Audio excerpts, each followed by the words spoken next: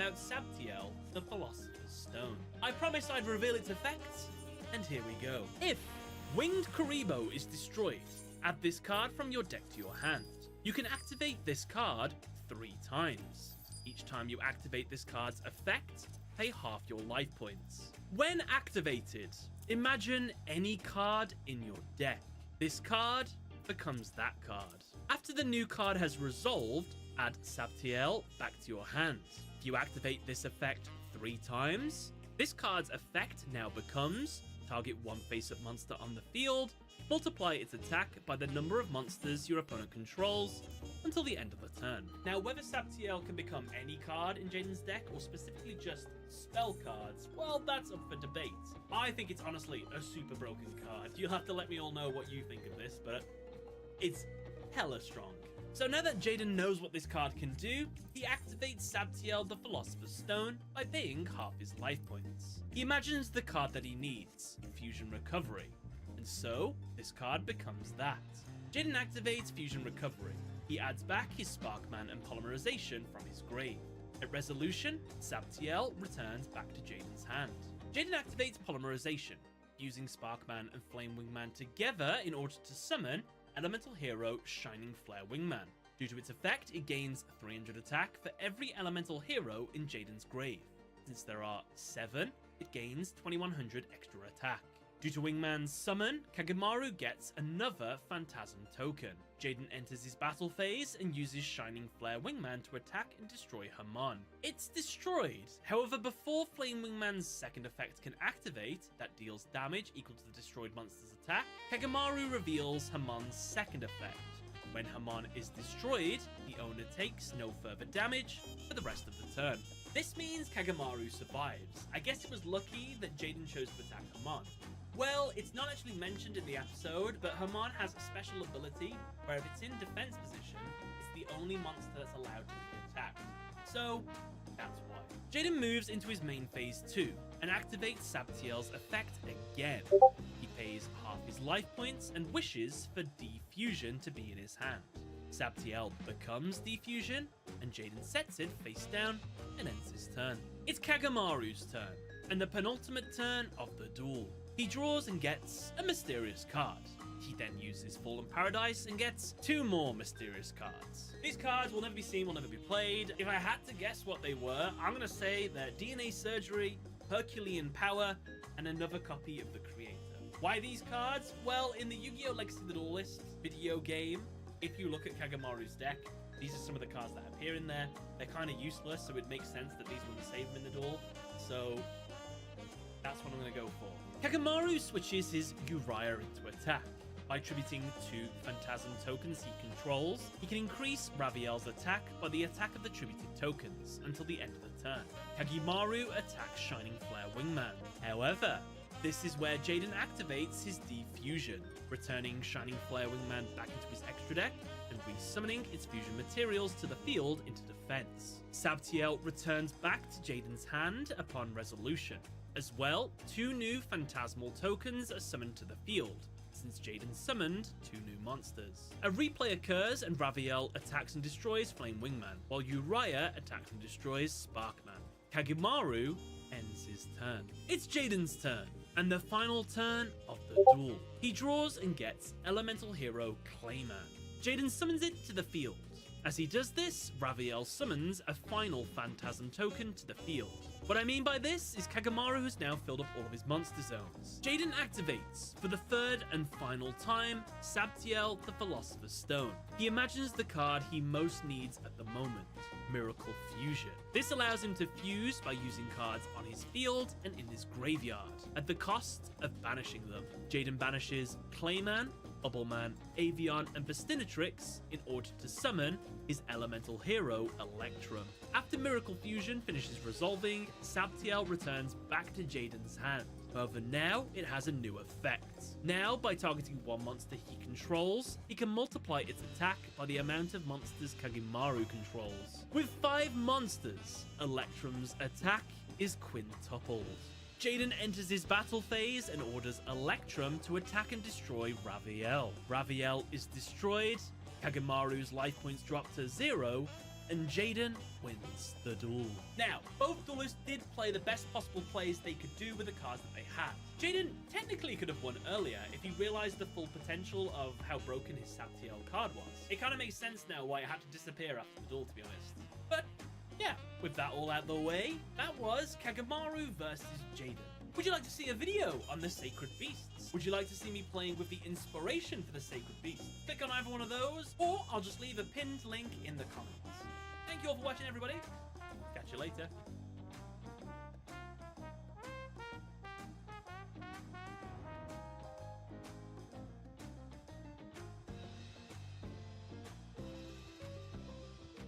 Yubel versus Adrian.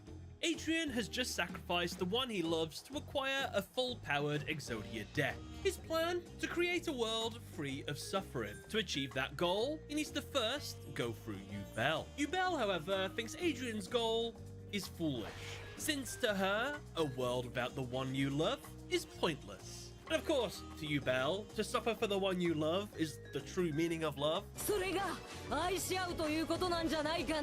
Spoilers, in the end, Adrian, despite being one draw away from getting the Exodia insta-win several times throughout the duel, is thwarted at the last minute, and then defeated by the Yubel-possessed Jesse. However, that begs the question, did Adrian have any chances in this duel to secure the win? Or perhaps was his fate sealed and Yubel was always going to achieve victory? We won't know unless we jump into the duel.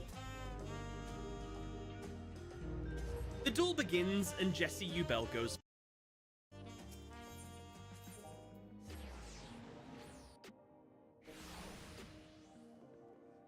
Here is every single killer in DBD ranked by how difficult they are to play as. For each killer, I will be ranking their skill floor, skill ceiling, and overall difficulty on a scale from 1 to 5, with 1 being easy and 5 being hard. Obviously, killer gameplay is extremely nuanced depending on your skill level, playtime, maps, and the types of survivors you play against, so these scores are my personal ranking based on my own experience. And note that the skill ceiling for pretty much every single killer in this game is technically infinite, so my scores for these will mostly be based on the natural progression someone can make to get better at the killer, if that makes sense. Because technically every single killer's skill ceiling would be a 5. So I kind of have to balance it based on the characters' comparisons to each other of what's even possible with them, if that makes sense. If you don't know, a skill floor is basically the threshold that you have to achieve to understand the basics and fundamentals of a killer, and a skill ceiling is how far you can take the abilities of that killer to do some insane things. So for example, a character that just has like a long lunge as their ability doesn't really have much to learn about how to use it, whereas a character that has a projectile that bounces off of walls, there's a lot higher of a skill ceiling for that because you have to learn how to bounce it off certain hitboxes and when to bounce it off of certain walls and how to bounce it over walls, and you have to learn where the survivors will be and predict that. So you get my point. For the first spot on this list, we have the Clown. For skill floor, I'm going to give it a 1. I think this is actually just the most brain dead easy killer you can play because you just throw a bottle down in a loop and then the survivor just can't loop it and then you get a free hit. So the counterplay to this killer just ends up being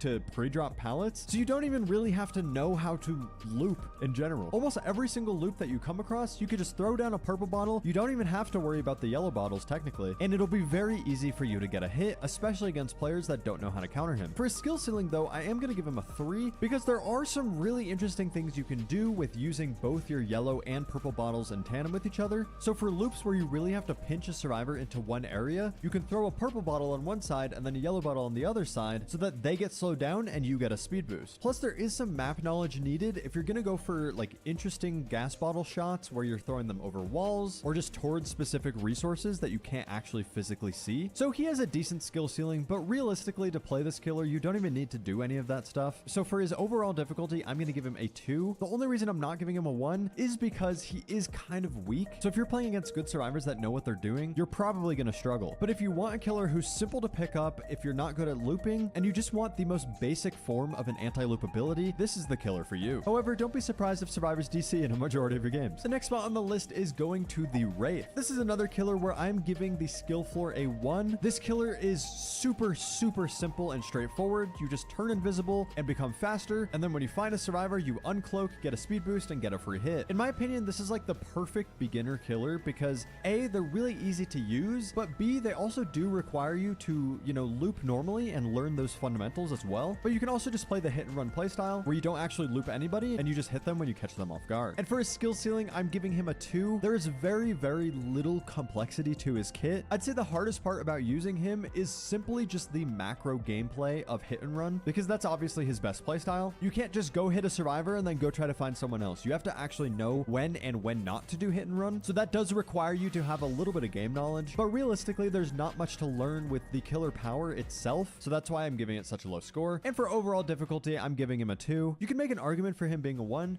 but because he is an M1 killer and because there's so many maps that are completely open, so his stealth isn't going to do anything, it can be pretty difficult against good survivors. The next spot on the list is going to Michael Myers. First of all, if you didn't know, this entire chapter is going to be removed from the store pretty soon because they lost the license. So if you don't have Myers, this would be the time to get him. For his skill floor, I'm also going to give him a 1. He is a very, very straightforward killer. I could maybe see an argument for 2, but realistically, the power is very simple. You have 2 modes. You have a stalking mode and a pursuer mode. Your stalking mode, you're stealthy, but you're slower. And your pursuer mode, you're less stealthy, but you're faster. So you just kind of choose between them which one you want. However, you can use your stalker mode to actually stalk survivors and gain enough stock to unlock your 3rd tier, which just super buffs you for 60 seconds by default, where you can vault quicker, break things quicker, have less stun duration, have a really long lunge, and you insta-down people. So pretty basic power and very easy to use, especially against survivors that are grouped up a majority of the time. And for his skill ceiling, I would give it a 2 as well. I do feel like this killer has such a basic ability that there's not a lot to learn with it. Like, the hardest part about playing this killer is the fact that you have to actually loop people, but if you're in that tier 3 mode, you have your additional lunge, which makes loops just so much easier to play against. So there's really not much to learn. For his overall difficulty, I'm going to give him a 2. I think his power is just so simple and straightforward that you don't actually need to be that skilled with this killer. And if you struggle with looping, being in tier 3 helps with that a ton. The next killer on this list is going to Bubba. For his skill floor, I'm giving him a 2. And the only reason it's not a 1 is because A, you have to kind of learn the muscle memory of timing your tokens so you can get the most amount of time out of your chainsaw sweeps. And 2, you kind of have to get used to the hitboxes of this killer so that you don't hit walls and go into tantrum. But besides that, his ability is super simple. When you're close to a survivor, you just pull up your chainsaw, and that's pretty much all you have to do the entire game. There's really not much else to it. However, his skill ceiling, I'm actually going to give a 4, because to do actual good mind games with this killer, it's very, very finicky. So for example, if you're trying to do like 360s and like moonwalking with this killer while you're in your chainsaw sweep, you kind of have to mentally map the obstacles that are around you, as well as know how much the hitboxes extend. Like, for example, there's some loops that are more rounded than square, and for those, the hitboxes are a little bit janky, so you have to know exactly how much angle to have your camera facing away from it when you quickly turn around. I play Bubba all the time, and I still struggle with this, and still will go into my tantrum sometimes from hitting walls while doing this, so it is a pretty difficult skill to get consistent at, especially depending on the map. But even with that, his overall difficulty is going to be a 2, because realistically, you don't have to be doing these crazy moonwalking mind games to do well with him. Obviously, if you're able to do those, you'll most likely perform better, but for the average Bubba player who's not doing these, you can still do well just by insta-downing survivors because they get too greedy. The next spot on this list is going to the Legion. For skill floor, I'm giving them a 1. This power is so simple, it's just you become fast and can vault things fast. And I'm gonna give skill ceiling a 2 because there's really not much to learn. Like, realistically, the skill ceiling just caps at knowing when and where to use your ability even against injured survivors, and knowing that if you hit 4 different survivors that the 5th one will go down. But besides that, there's just nothing. there's no skill ceiling. However, for overall difficulty, I am going to give them a 3, and that is purely because you have to actually chase survivors to down them. In order to down survivors, you have 0 abilities. So if you're not good at looping, or you get a map that's really survivor-sided, it can be very difficult to actually kill the survivors and finish them off. Like, if we're just talking using the power itself, obviously the difficulty would be 1, but since you can't down survivors in your power, obviously besides the 5th person, you have to chase them without anything. And that can be very difficult for M1 killers, especially in today's day and age. The next killer on the list is going to the Ghoul. Skill floor, I'm giving this a 1. This is one of the strongest but easiest killers to play in the game, because all you have to do is grapple to the survivor, get your free hit, and then grapple to them again immediately after and hit them. Obviously, that's a very simplified version of this, but this is one of the easiest killers to use if you want a very strong killer. Skill ceiling, however, I am giving a 4 because there are some crazy, insane things that you can do in loops with his ability to get some wild, like, body blocks, or even just to get hits normally. You have to learn very specific spawns of like trees and different tiles on different maps if you want to get the most potential out of this killer. Because if you don't learn these things, then you're pretty much only using your power outside of loops, which obviously means you have to chase survivors normally when you're in a loop. But overall, for his difficulty, I'm still only going to give him a 2 because I do think that this is one of the easiest killers in the game to play, even for beginners. The next killer on this list is going to the Huntress, another skill floor that is a 1. This is probably the simplest power in the game. You have a hatchet that you can throw to do range damage. That's pretty much it. So super easy to learn. If I'm ever teaching someone how to play this game, I will put them on Huntress because it's very straightforward. However, for skill ceiling, this is the complete opposite. I'm giving Huntress's skill ceiling a 5. I know I said that every killer technically has an infinite skill ceiling, and I wouldn't really be considering that in these rankings, but Huntress is an exception because I think she literally has the highest skill ceiling in the game. There are so many things to learn on Huntress if you want to go for long shots. Obviously, if you're just backgrabbing survivors, meaning you just, walk up close to them before you use your axe, then there's not that much to learn besides like survivor behavior. But if you're going for long shots, you have to learn exact trajectories at exact distances to be able to hit them. On top of the fact that if you can't see them, you have to know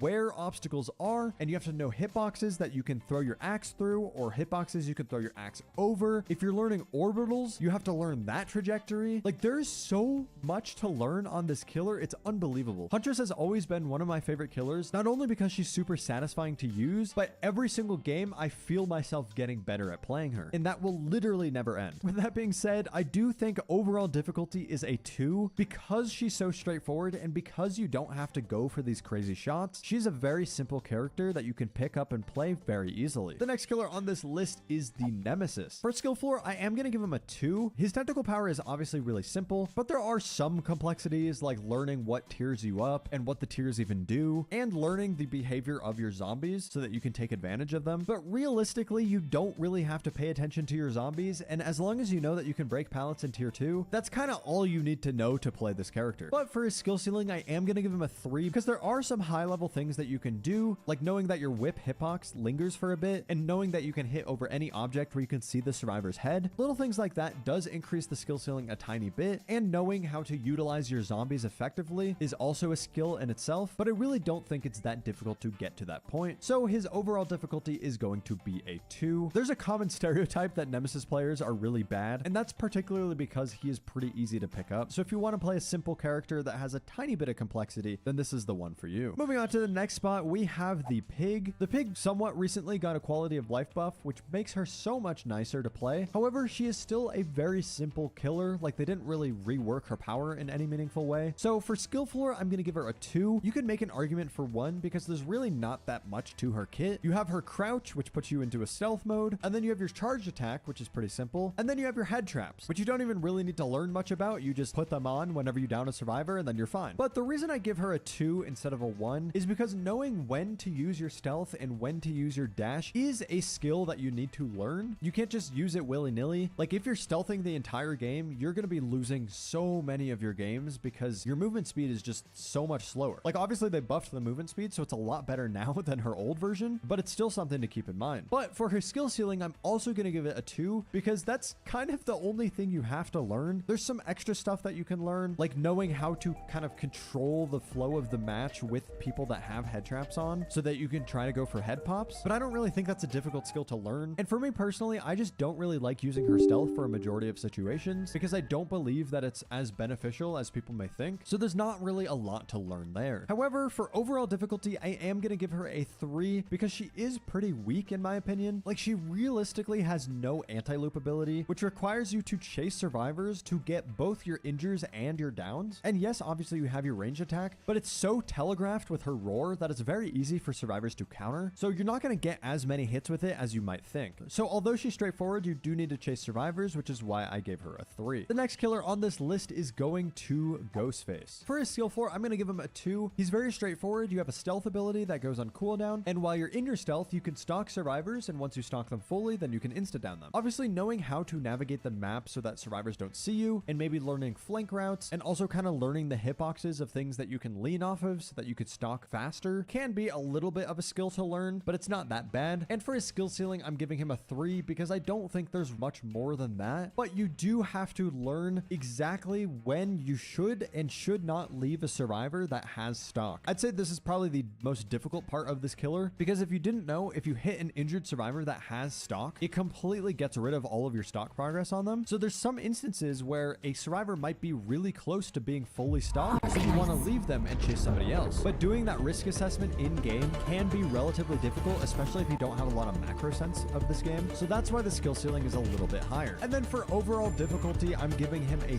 3, mostly for the same reason as Pig. You do have to actually chase survivors because you're an M1 killer, and Ghostface is extremely weak. So although yes, you can maybe catch some survivors off guard with your stealth and be able to insta-down them, or even maybe grab them off of a gen or something, on most maps, it will be very difficult to do that because they're just so wide open. And as soon as the survivors know that you're playing Ghostface and they don't see anybody being chased on the HUD, they'll be hyper aware of your location and will likely put themselves in safe spots. The next killer on this list is going to the Doctor. I'm going to give the Doctor a skill floor of 2. His power is really straightforward. If you shock survivors, they just can't do actions for a couple seconds. But having to learn the timing of the shock is a little bit more difficult because it does have a weird delay to it. So I'll see a lot of baby Doctors just constantly shocking and going in the loop and shocking and looping and shocking and looping over and over and over again, but they're just losing so much distance using their shock. So learning that muscle memory and timing of when you should actually shock so that you lose the least amount of distance possible is somewhat difficult. And for his skill ceiling, I'm giving him a 4. The reason I'm giving him such a high skill ceiling is mostly for the DPD knowledge you need to play this killer effectively, because you can keep track of the madness levels of every single survivor, so you can get them into tier 3 madness at very specific times when you need it most. And also you need some map knowledge if you're trying to go for shocks in specific tiles if you can't see where the survivor is going. So knowing how these tiles work and knowing, for example, where the window is or where the pallet is, so you can shock towards that direction, and estimating the time it would take for the survivor to get to the point where you're shocking is a pretty difficult skill that takes a lot of game sense. So I think he definitely has one of the higher skill ceilings in the game. But for overall difficulty, I'm giving him a 3. Although his powers are pretty straightforward, learning the timing can be pretty difficult, and since he's an M1 killer, you do still have to chase survivors, which obviously makes him harder to play. The next killer on this list is the Hag. I feel like this one could be literally anywhere on the list depending on your playstyle. I would say her skill floor is a 3. Like obviously the power is simple. You just place traps and then you can teleport to them when survivors trigger them. And you can play it in a very simple way where you just put traps in loops and call it a day. But I actually think there's so much more to her character than just putting traps in loops. You have to have very good map knowledge to be able to use her properly, like knowing where there's high traffic areas and where you can get the most benefits out of each single trap. So for example, putting them next to a window, but also in front of a drop down hole that's right next to that window. Stuff like that. On top of learning really good hiding spots for your traps and how to actually control the map and keep your web of traps set up. Plus knowing when and when not to actually teleport to your traps if multiple are getting triggered is also pretty hard. So that's why the skill floor is a lot higher. However, I'm going to give the skill ceiling a 3 because I actually think that everything I just said is essentially the skill ceiling. Like you have a pretty big hump to get over in terms of learning this killer, but then once you know how to play this killer, there's really not much more you need to learn. Like obviously every time new maps come out, you have to learn how to play this killer on those maps, but realistically there's just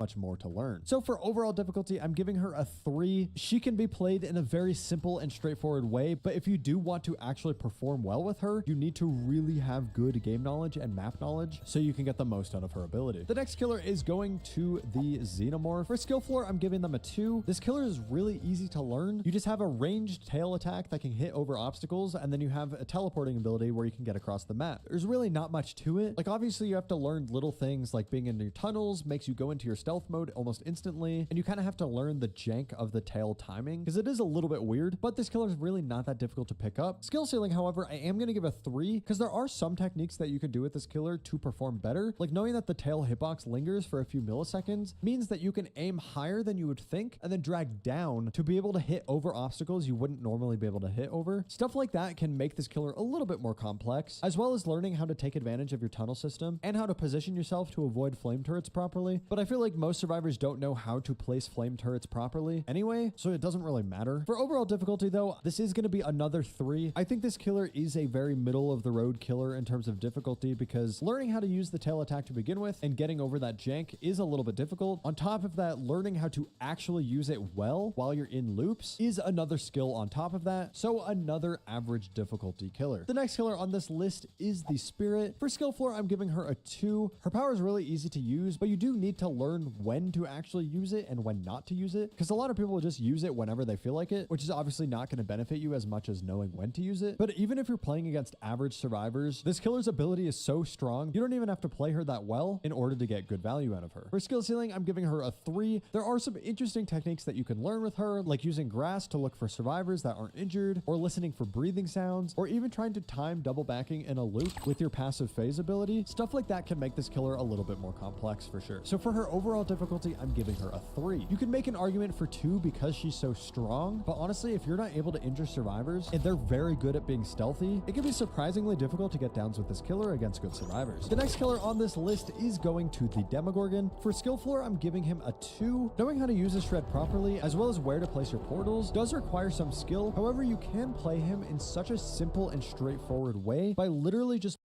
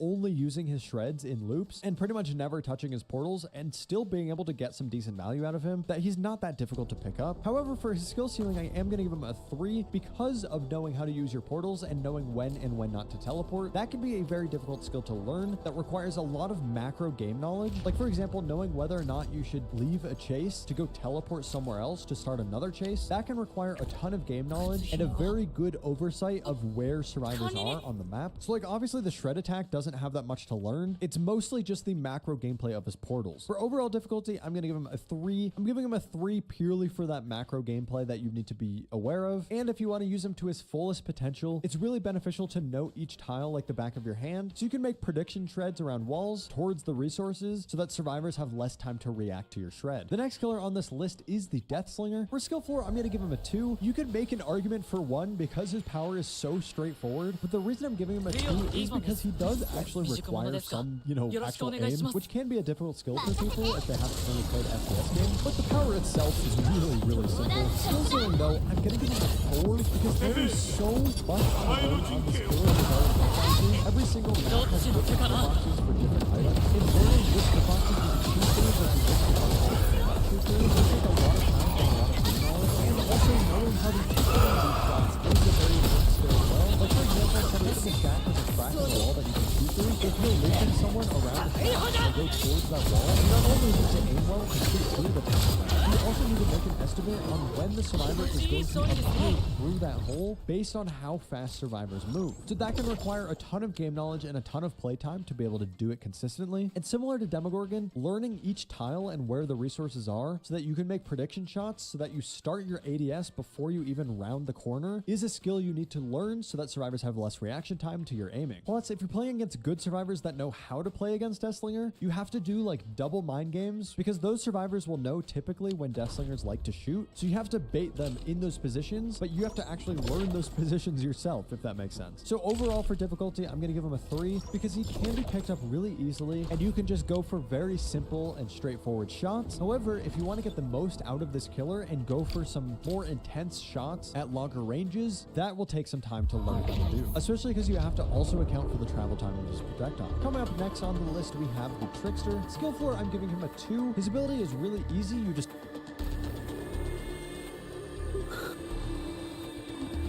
Are you? That's a long drive. Yeah. Okay. Sorry, I'm really nervous. Oh, you're gonna get hot? Sorry.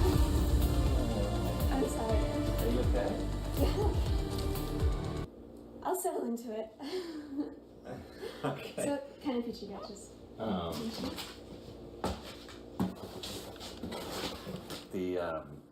the small pizza is like almost as big as the big one. So I didn't know that. 'Cause, like you said small, I thought it'd be like a really small one. Yeah. I said big one. So it's pretty good. Sorry. Are you okay? I'm okay. Are you okay? Yeah, I'm fine. I am. I'm fine. I've just never done this before. I know. Have you? No, not really. I mean, Are you telling me the truth?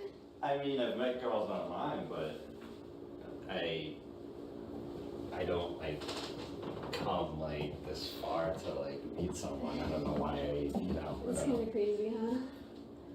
It is crazy. Yeah, why did you let me come? I don't know. If you're so nervous.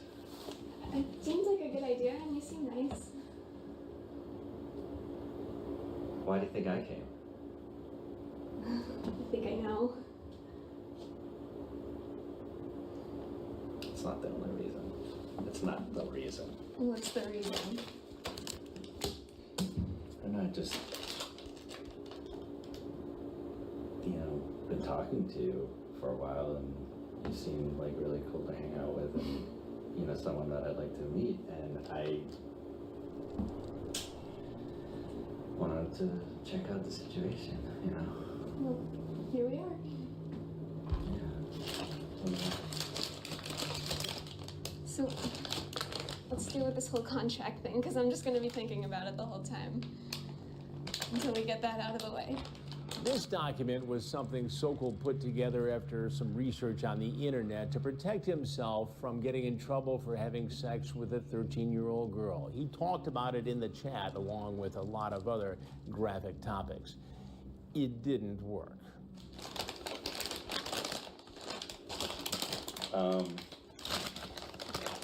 Let's eat and we can talk about it. Okay. There's plates behind you if you want to grab one. Huh? There's plates behind you if you want to grab one. Do you want a water or anything? No. Okay. Man, well, I got this for in case we Alright, I'll grab a water. Alright, I will have one. You want to eat at the table, or what do you want to do? No, we can just sit here.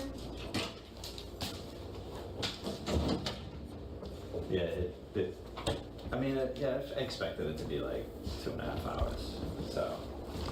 You're gonna wash your area, you said? Yeah, can I wash my hands? Mm-hmm. Yeah, some family that lives up there. It's really nice. Do you? Yeah, I've been to Cranial Hall. Where's your family? Like, what part of Boston? I don't know. Yeah. Boston's so confusing. It's wicked confusing.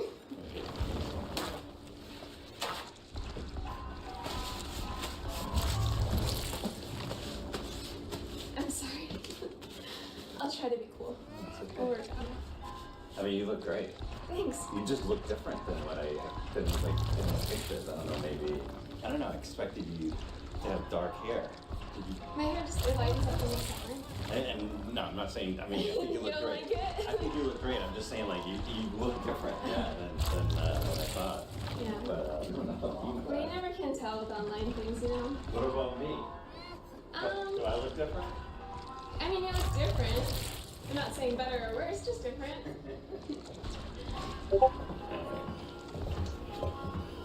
I have cupcakes too. Let's see. Did you make them? Look at those. Do you think I made those? Mm-mm. I have no idea. No.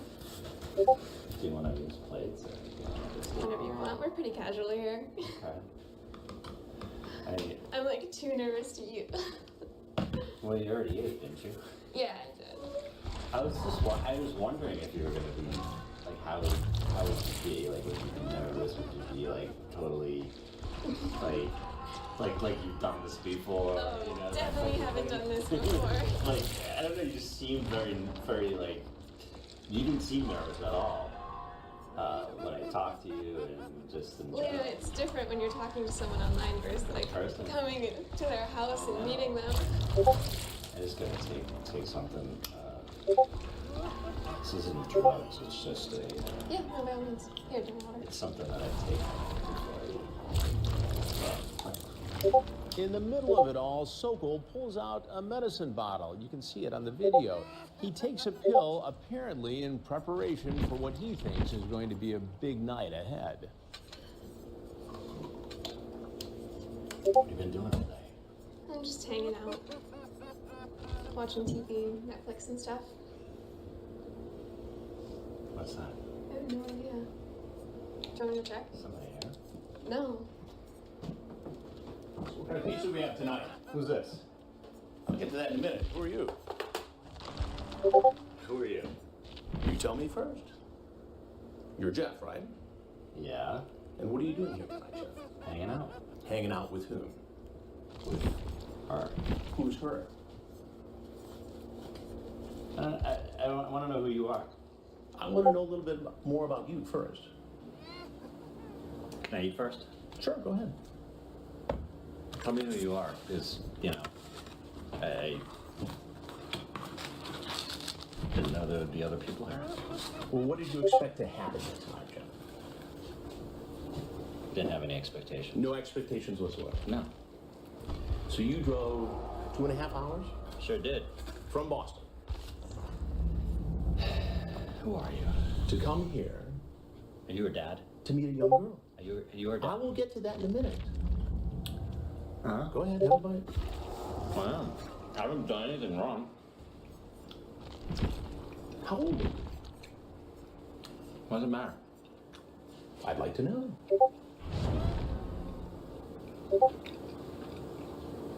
I haven't done anything wrong. Coming to meet somebody? What's wrong? What is that against Coming the to law? meet a young girl? Yeah, is it against the law? It is after this chat. How? Did you bring some kind of a contract with you? Some sort of marriage contract? Let's see if any of this sounds familiar while you enjoy your pizza. I should come see you on Saturday. Well, since your mom isn't home, it's the best time to do it. I would, but only if you want me to. You say, I can't go to jail.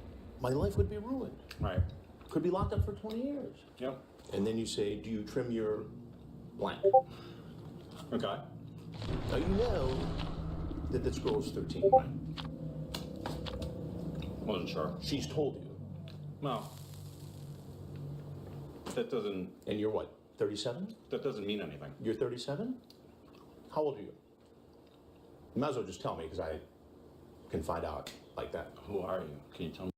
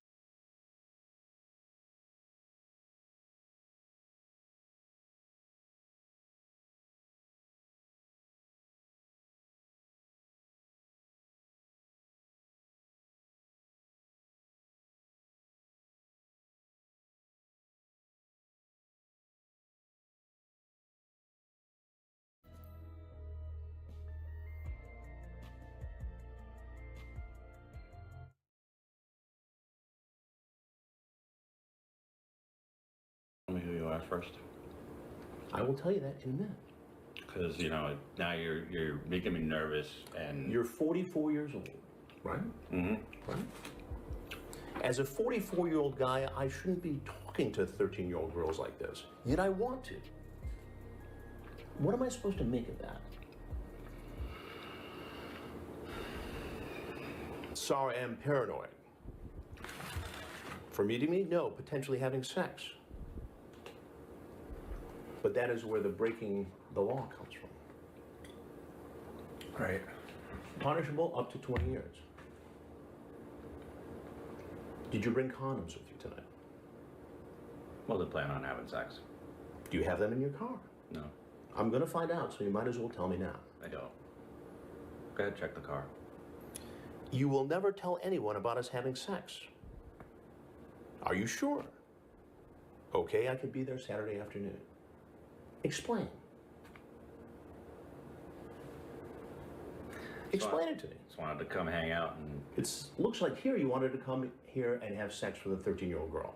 Okay, is that against the law to To have sex with a 13-year-old girl when you're 44? Yes, No, it's to against meet- the law. To meet a girl. That's all I've done. You see how this looks. Okay, but do you also see that I was pretty apprehensive about the whole sex thing? Well, wouldn't you be? Wouldn't anybody be if they were Right. going to try to have sex with a 13-year-old girl? To be honest with you, you're not going to believe me, but I don't know who you are, but I'm sure you're like, you know, law enforcement. But You think I'm law enforcement? well, I mean, that's what it sounds like. I was thinking about this on the way down, Right. You had 2.5 hours to think about it. and and I wasn't gonna. I'm not gonna risk it. That's what I said. It's not normal for a 44-year-old guy to drive 2.5 hours to hang out with a 13-year-old I girl. wanted to hang out, see how she was, see if A 13-year-old girl? How often do you do this sort of thing? never done it. You've never done it. So tonight you just decided, okay, I'm going to drive 2.5 hours Oh yeah, down I-95 from Boston. yeah. I've been talking to her To this for a little house. while, and she seemed cool to hang out with. I mean, what the? You can't find any I had nothing else. older girls? I can, but I had nothing else going on. So you decided you just come out and hang out with a 13-year-old girl? Yeah, you can clearly see that I'm very apprehensive about that. Let's say we meet and really like each other and want to continue seeing each other. How would we do this? Like I said, as long as you're under 16, age of consent, parenthetically, nobody can know about it. I just can't take that chance. What it sounds like here is you're grooming her, testing her to make sure it would be okay if you had sex with her, so no one would find out. To be honest with you, like I said, when I was on the way down, Right. I was thinking about the whole thing, and even before I left, Right. I was thinking I'm not going to have sex with her unless it's legal. So you talk about a plan to make it legal, to marry her. Right? Yeah, not in 2 seconds. I mean, like, So if you liked her, like next week or the week after, you'd marry a no, 13-year-old girl? not next week. No. So after just a few days worth of chatting, you decide you love her? No, You want to have sex with her? I don't know. You want to marry her? What do you mean you don't know? She's 13. I don't know. I was just throwing things out, like, you know, just in case. Maybe I did like her. Maybe it was, you know. So then you'd marry a 13-year-old girl because she's really cool and you could have sex. After a while, if it worked out, yeah. After a while. Yeah. Well, like 3 years of dating? I don't know. A romantic courtship? Maybe. Maybe. So you're cool with all this. You just think this is just fine. Marching here to this home. I know what you're. Well, what Getting at what here. else am I supposed to think, Jeff?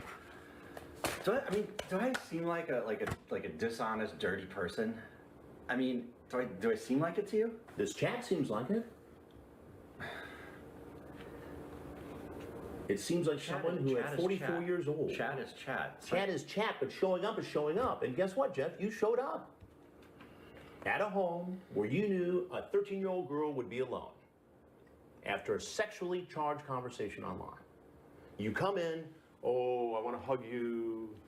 Yeah. The that's little what I- girl's nervous. You do it with everybody. Yeah. You do that every time you meet a 13-year-old girl. I do it when I meet somebody for the first time. I hug them. But this somebody is not an adult, Jeff.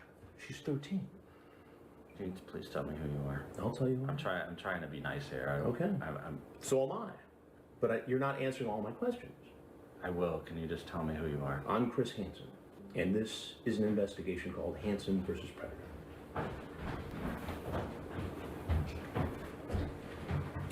So if there's anything else you want people to know, anything you want to say, now would be a good time to say it. I can't believe this happened. Did you bring any sort of a marriage contract? No. So what was all that talk about? I don't want to talk anymore. You can leave. A camera. You can leave. I mean, I can leave. You can leave. And then what? That's not up to me. Who's it up to? It's not up to me.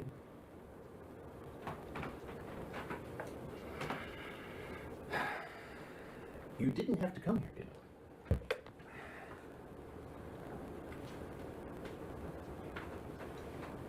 What do you do for a living, John? I don't want to talk anymore. There's Insurance business, right? cameras rolling. Insurance? I don't want to talk anymore. All right. As I said, you're free to leave. Can you shut it off? I cannot shut it off now. I mean, what is this? It's an investigation for a television program called Hansen versus Predator, where we investigate grown people who go online and try to create inappropriate, illegal relationships with underage children. So unless you have something else to say, now would be a good time to go. I don't have anything else to say. All right, then. You can take your pizza if you like. You want a slice? I'm good, thank you very much. So the cops here? We'll see. Okay. Or if they're here, just bring them in. It'd be best if you went out that way.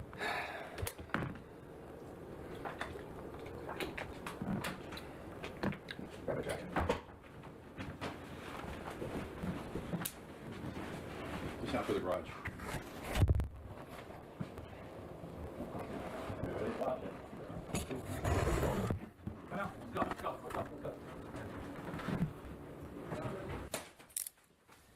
Sokol was sentenced to 7 years in prison, serving a mandatory 30 months. He is eligible for parole in June.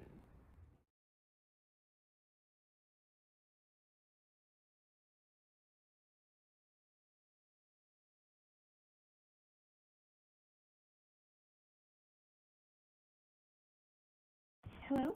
Hello. Hey, girl. Where are you? I'm outside. My sister just got back in the car. Oh, okay. Just go to the back door to leave with you. All right, I'm back door. Just go in. Okay. Okay. Bye.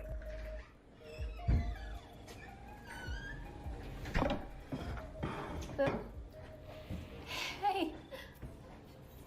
What'd you bring? What did you bring? Pricings. What do you got? Show me. Chips. Nice.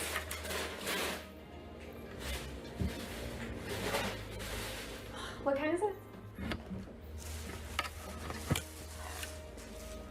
Thank you. It's so nice to finally see you. What's up? This is crazy. Are you nervous? Yeah, I'm really nervous. Why? I've never done this. Have you? No. So what do you want to do? A hug? I don't know. Hey, Boo. Hey. Do you have a seat right around that stool right there in front, please? No, right there. Please have a seat. Okay. Right there. Set the phone down, please. What is your plan here tonight? Just hang out, watch football? Hang out and watch football with whom? With her. Who's her? With Bailey. Bailey. And how did you meet Bailey exactly? Through Whisper. Whisper. Hmm? And do you know how old Bailey is? She's 14. 14. Mm-hmm. She told you she's 13. Not that that matters. Mm-hmm. How old are you? 30. 30. And why would you at 30 think it would be okay to hang out with a 13-year-old girl home alone? I mean, we just hit it off, friends. You hit it off with a 13-year-old girl. We were just talking. Just talking. Well, now you're here. This is more than talk. I know, we just came to hang out. You know, I And brought... What, get a hug? And watch football. Watch football. Yep. Who's playing tonight? Steelers and the Ravens. I had no intentions with nothing. No intentions of... Nope. Well, John, what do you do for a living? I was working at UPS. UPS. Mm-hmm. And did you walk here today, or No, my sister dropped me off. you don't have a driver's license? Yeah, I do. No car. No. So what do you do at UPS? I was a package handler. Package handler. You're not there anymore. No. What do you do now? Nothing. Besides go online and